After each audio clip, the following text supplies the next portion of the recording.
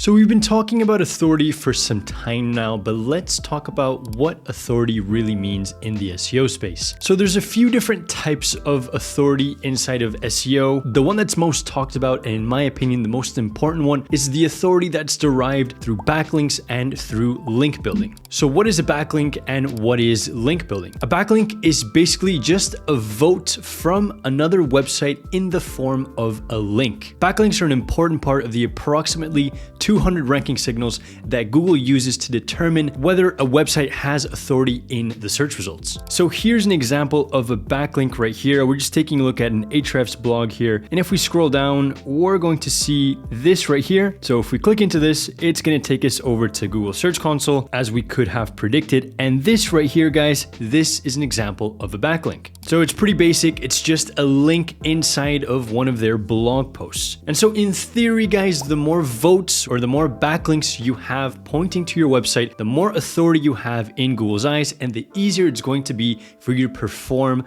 on Google. And the reality is that most websites will over time develop a pretty solid backlink profile. If you're doing things correctly, people will want to share whatever service, product, thing you might be selling online, whatever your website is talking about, they will want to share your website and talk about you. And one of the ways of doing that is talking about you on their website, right? So this is an organic process that will happen to most websites over time, but we do link building to speed up this process. So now if we want to get into link building, should we just go out and try and get as many links as possible as quickly as possible? I wish it was that easy, guys, but the answer is no. These days, the actual quality of the backlink matters a lot more than the backlink itself. So let's talk about this. What actually makes a good backlink? Well, there's 5 main things that we're going to talk about. The number one being authority. So without diving too deep into that, we can get quite technical here, but we basically want backlinks from a website that already has some type of authority in that space. So they've already acquired a solid amount of backlinks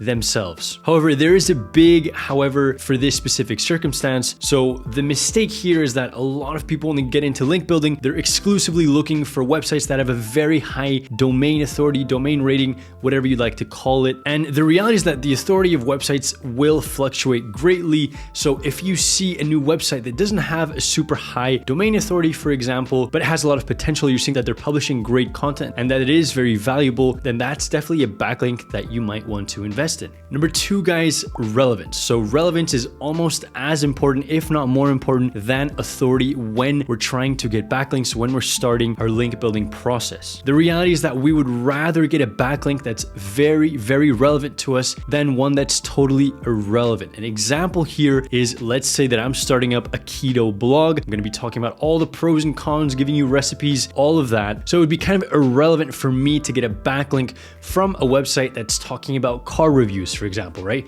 There's no real way of connecting those two websites. There's very few real life scenarios where a car website would on purpose, on their own, talk about my website that's specifically talking about keto, right? There's very, very few circumstances. So that's most likely something that looks quite sketchy to Google. So the main thing here is we need to focus on relevance. We'd much rather get a backlink from a website in our space in health and nutrition, or even more specifically in the keto space. Those are going to be the best backlinks that we can get. So number 3 is placement. Where is that backlink getting placed? Now we can get quite deep into this, but the main thing here is that the hardest backlinks to get are the backlinks that are in content inside of a blog post. For example, as I showed you guys the Ahrefs example before, those are the hardest backlinks to get because we basically need someone to write content about us and to have them add that backlink in manually. We're not really looking for links in footers, links in sidebars, and other strange placements on websites. We'd ideally want that link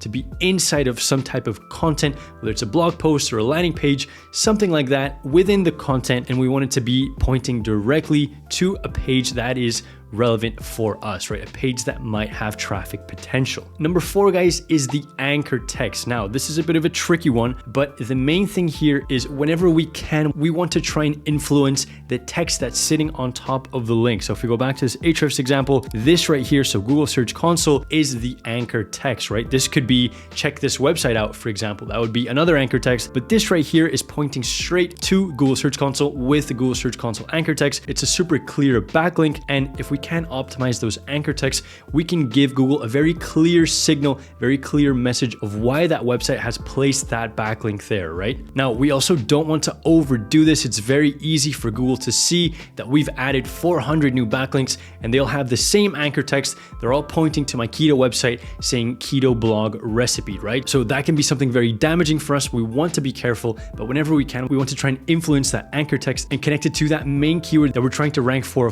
that piece of content. And the fifth and final thing, guys, is no follow versus do follow. The main thing here is understanding the difference between a do follow and a no follow link. In very simple terms, guys, a no follow link will not pass over any authority, while a do follow link will. So what does this all look like? If we go back to this Ahrefs blog post, and again, I'm going to inspect this link, we're going to see that there isn't anything talking about do follow or no follow. If it's do follow, it basically means that the no follow tag is not present, right? So let me give you guys another example. If you go into Wikipedia here, and I've already selected this link, we're going to see this, right? So no follow, rel equals no follow. This is a no follow backlink, and this one right here, because it doesn't have the no follow text, then that means that this is a do follow link. This link is going to pass authority. So this is exactly what we're looking for. So those are the 5 main things that we're looking for inside of a high quality backlink. Again, guys, it is not easy at all. This is a whole process, but this process really, really works. Now, link building is a much deeper topic. There's a lot of different strategies and effective methods of getting backlinks that really work. And I have a full link building playlist that you guys can find right here. So if you're interested in that, definitely check that out. Or if you want me to guide you guys through real life examples, how I'm currently doing link building for my clients, which by the way, it's always changing, go check out my course. The link for that is going to be in the description. Otherwise, guys, I'll see you in the next one.